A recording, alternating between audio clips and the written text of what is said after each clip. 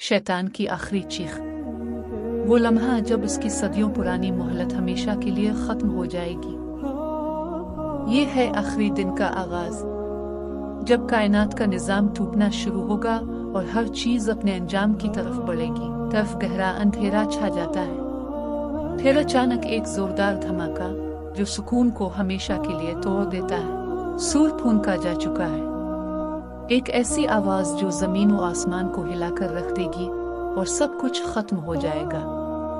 जमीन फट रही है, टुकड़े टुकड़े हो रही है, जैसे कभी मजबूत थी ही नहीं, और सब कुछ बिखरता जा रहा है। समंदर जो कभी ठंडक देते थे आज आग बन चुके हैं और उनकी लहरें शोलों की सूरत में उठ रही है।